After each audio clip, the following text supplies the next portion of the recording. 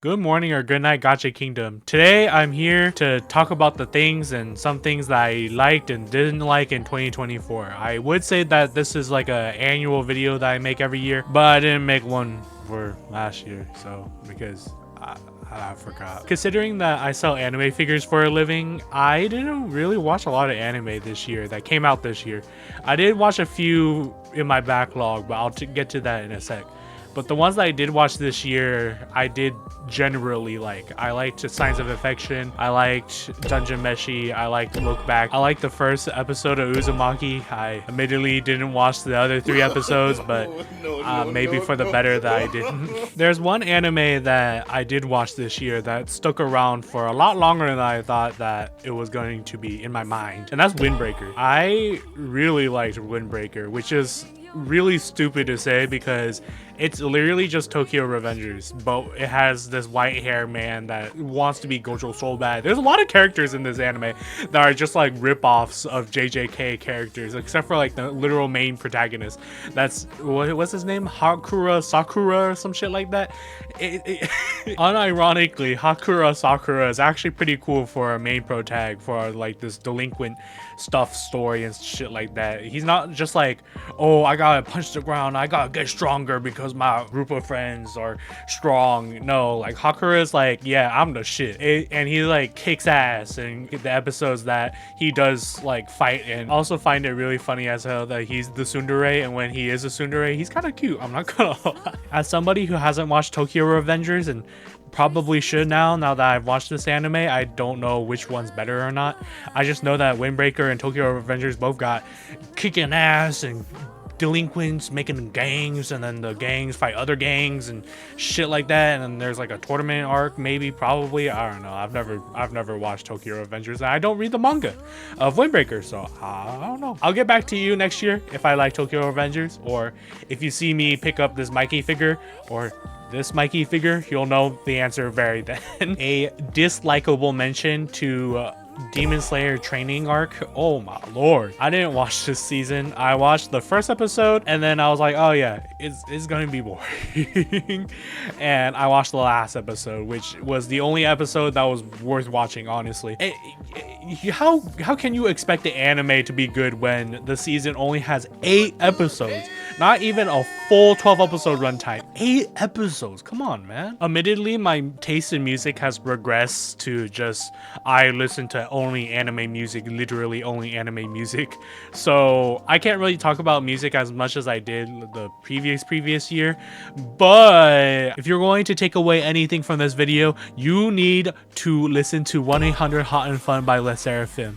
I know y'all like Crazy by SSERAFIM on that album, but a lot of y'all are sleeping on 1-800 Hot and Fun, and that song clears, in my opinion. I'm surprised that Hive decided to make this a B-side and not an entire comeback. Do we not learn anything from Unforgiven? We have literally an entire comeback sitting right here for free, and y'all are just letting it go. Some of y'all OGs remember that I used to be an anime figure opening channel. I still like anime figures, I just don't open them on camera as often. Admittedly, because I want to open them up on camera, but I just don't have the time. Oh, New Year's revolution, new year, new me, eh? But there are 2 figures that I wanted to talk about. One that I picked up and one that went up on pre-order, and I was in disbelief that they would even put that out on pre-order. Taito did a re-release of this AMP plus Sakura Miku, so I'll count it as if it released this year because it's technically a re-release, and it single-handedly made a $40-50 figure drop all the way down to like a $30 figure. Thank God, because this one is honestly one of their best prize figure Sakura Mikus. Even better than the Looking Up one, the iconic one that gets like 1 million bootlegs.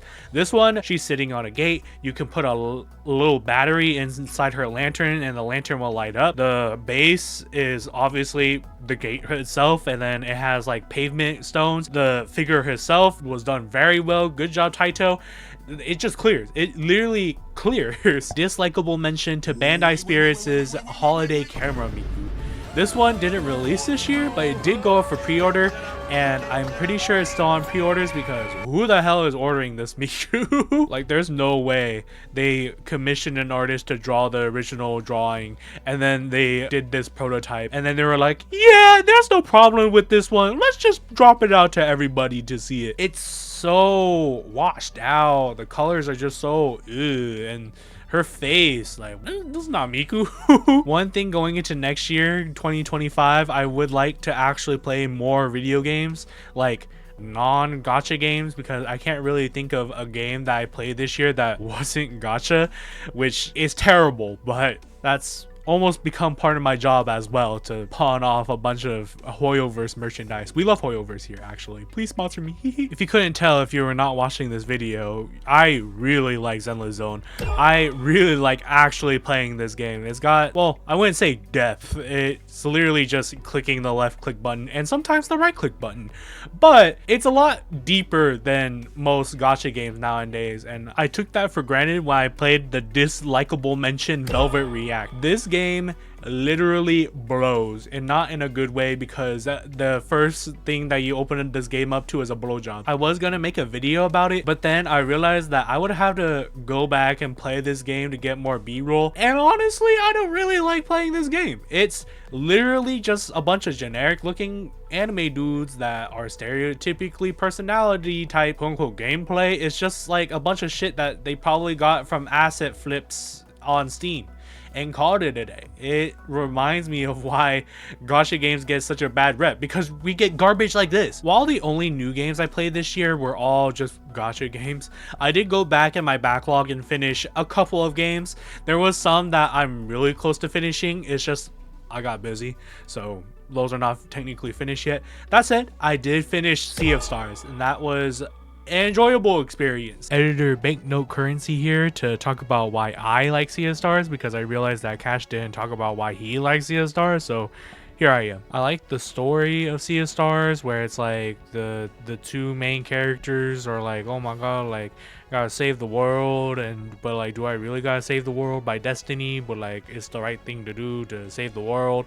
And then the gameplay loop of turn-based is really cool. I did wish that we had more spells other than just the ones that you start off at the begin with, but I'm pretty sure Chrono Trigger didn't do that either, which is what inspired this game to exist to begin with, so I could let that slide. Design wise, I like a lot of the characters, but at the same time there's a lot of characters, especially kind of towards like the 75% away of the game. They just start introducing people and they're like, oh my god, you remember this person that you met like 10,000 years ago? Oh my god, they're back here. And then you're like, well, I don't remember them, but I mean, that's cool, I guess. And that's the only gripes I have about the game, really. But overall, like, if you want like a nostalgia trip, or if you want like a baby's first beginner into the realm of RPG, JRPG inspired games, I think this is a good shot. That said, on the flip side, my dislikable backlog mention is going to be Ryza the animation. As somebody who played the game and then like started watching this anime, I was like, wow, I think the amount of hours I just watched into this anime, I think I would have been at the same point in the video game if I just played the game and not watched the anime. There's a reason why video games that get turned into animes get a bad rep, because most of the time the anime doesn't really dwell onto like the story of the video game. The anime is just so filled with just thighs, ass, thighs, boobs, thighs, and because of that, it's just really boring. And by the time I got halfway through the season, I was like, wow, I feel like nothing fucking happened. For the 3 people that care about my addictions, currently my daily addictions are Zenless Zone and Nucarni. I'll probably keep playing Zenless Zone until I find a better quote-unquote addiction that I love way more than Zenless Zone, but that's going to be a high tall order because I like playing Zenless Zone gameplay wise, and if they keep making characters that are good looking and the story isn't just a hot garbage, then I'll keep playing Zenless Zone. On the flip side, for completely different reasons, reasons. While I don't really like the grindiness of nucarni, I do really like nucarni's characters a lot more than I did back in March. While we haven't gotten a lot of main story updates, I think the updates that we have gotten where we've seen like Eden and all the other boys grow with their relationships and shit like that, I think it's just way more interesting than whatever the main story is doing. I don't know, it's been a long time since we got a main story chapter update. But if I stop playing nucarni, then I can't get gems, and the less gems that I have, I can't do polls on the banners, and then I can't have sex with the men on the banners. And I think that's just about everything I wanted to say about this year. Other than, I think a lot of people were saying, oh, I didn't expect that to be on my bingo list for 2024. A lot of people were saying that we should drop that for 2025. If any of you say that shit in 2025, I will beat your ass.